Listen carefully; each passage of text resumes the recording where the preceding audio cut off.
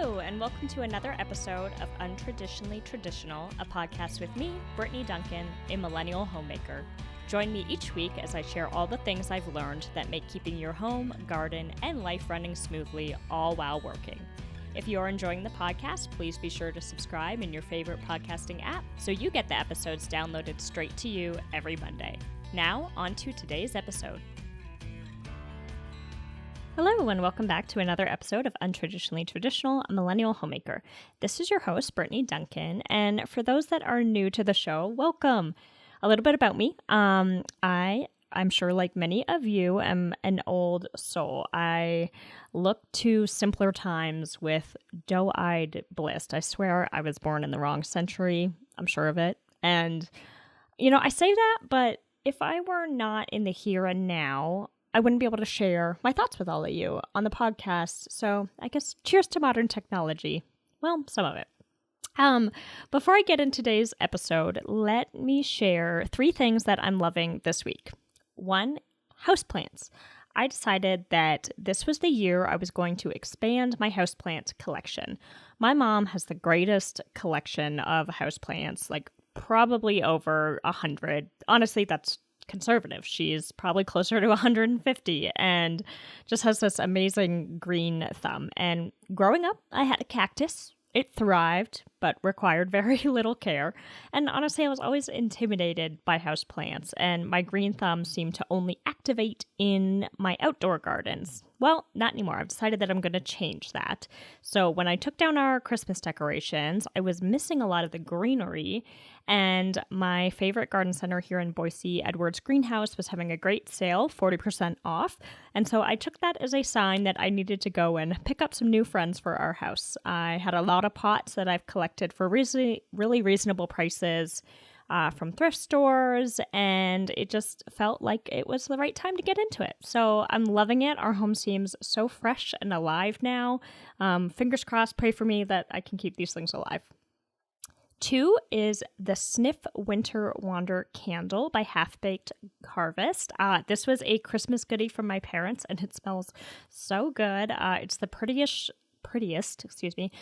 pink color, and it just looks really beautiful out on the little table that I have it on, but it smells amazing. You can light it for a little bit, and the whole house just smells so good. 3 is Wright's Silver Polish. This stuff has been and will be a favorite thing of mine forever and always. It's so good. Little hot tip for my thrifters. One item that I always have in my purse is a silver polishing cloth. And I carry this so if I see an item at the thrift store and I want to make sure it's silver, or if I see a spot that I'm not sure is going to be able to be polished, I can just attempt to clean that spot with my silver polishing cloth. Then, when I get home, I do not use the cloth anymore. I bring out my Wright Silver Polish, and voila, it's super easy. Honestly, it's like washing a dish. It has a little sponge in it. You get some of the paste, scrub the item, rinse it off, get any spots you missed, dry it, done. So I use that Wright Silver Polish on all the silver things that we have in our house, including jewelry, and I love it. Okay, so those are my 3 things of the week, but today's episode is about how I've been reversing time in my home in certain areas, little by little. I've been racking my brain trying to think of a word that summarizes this action, and for the life of me, I cannot come up with one. In summary, we've been working to make our home a place of living simply, free from distraction, where that is easier, where we can harbor love and connection without battling temptations that feed our soul less and truly drain us from what we really want. Here's what it's looked like. Johnson and I have never really been big TV people. When we moved in together, Johnson was adamant that he did not want a television in our bedroom. In Johnson's mind, the bedroom is for 2 things only, and now having lived that way for 8 years without a TV in my bedroom, I completely agree. I cannot imagine adding one. I will never do it. We do have a television in our living room, but in late July, Netflix stopped being compatible with the generation of Apple TV that we have. And Johnson and I only stream. We have Netflix, Hulu, and Amazon Prime, and Hulu also wasn't on our Apple TV. And so we just got out of the habit of using it. Honestly, we have not turned our television on in 6 months. And I'd love to get rid of it. I'm not saying that I haven't watched anything in 6 months. We have, but what we've done is we've watched from a laptop, cuddled up together on the sofa. Having to arrange our sofa nest to be close to each other there, get the laptop out and find a show has made our television watching very intentional. And it's an activity that we have to set up. It isn't as simple as just clicking a button anymore, which I actually appreciate. So that's been one change. Another is that we've changed our front sitting room, which is a little more formal than our living room, into a space of enjoyment for music, games, and reading. It all started when I bought a turntable, which I have dreamed about since college. I've got a great collection of records that I'm building up. For my Boise listeners who are into vinyl, definitely check out Wiley Records on Chinden. So great. They have really reasonable prices and collection, and the owner is so helpful if you're new into vinyl, and it's just a really welcoming space. I absolutely love it. Anywho, once we put the turntable in there, it became a space that we wanted to be in more during the evenings. I've got coffee table books all around for perusing, as well as novels, and the sofa and other seating in the room is comfortable to curl up into. And yeah, it's just become this really lovely space. I've also been building up our game collection. When Johnson and I first moved to Idaho and were living at the family cabin in Stanley, Idaho, population 119, not exaggerating, we really got into playing backgammon in the evenings. We would light a fire, we'd put on some music, we'd play backgammon and chat, and it is one of my favorite pastimes together.